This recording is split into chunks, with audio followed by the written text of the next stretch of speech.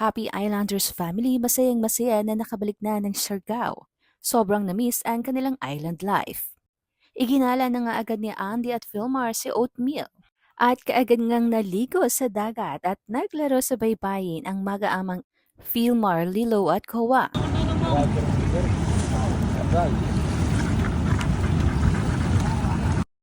Ayon nga kay Andy ay sobrang na-miss nila ang kanilang island life matapos silang magbakasyon sa Manila ng ilang araw kung saan doon nila ginanap ang kaarawan ng panganay niyang si Ellie Eigenman Ejercito.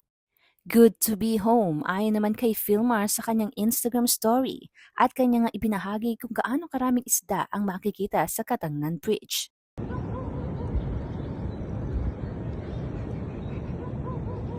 Uy.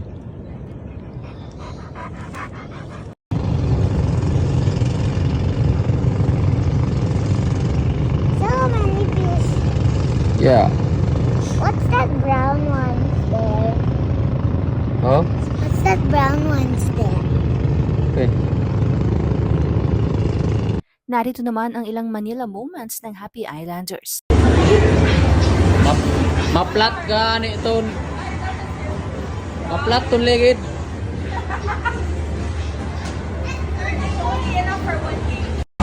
Go Lilo, go, gas, gas, gas. Turbo nak, turbo, turbo. Turbo baba, press. Press the turbo. Go. There you go. Look at your face. La, la, la, la, la, go, go.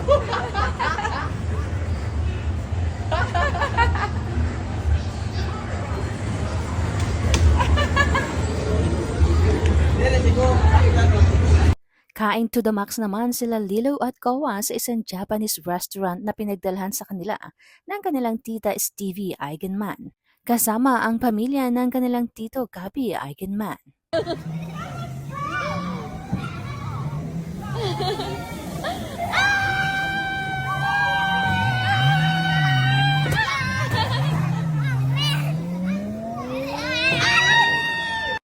Kakaibang paglalaro naman ang naranasan nila Lilo at Kowa kasama ang mga babies o mga anak ng kaibigan ng kanilang mami na si Andy Eigenman. Ito nga ay ang paglilinis kunwari ng mga laruang trucks and vans.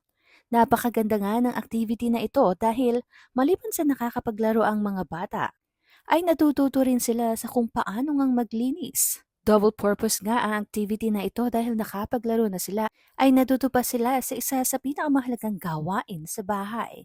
Napakomento naman si Andy sa kitchen kung saan naglalaro ang mga kids. I want candy. Talo pa yung kusina natin sa Happy Islanders.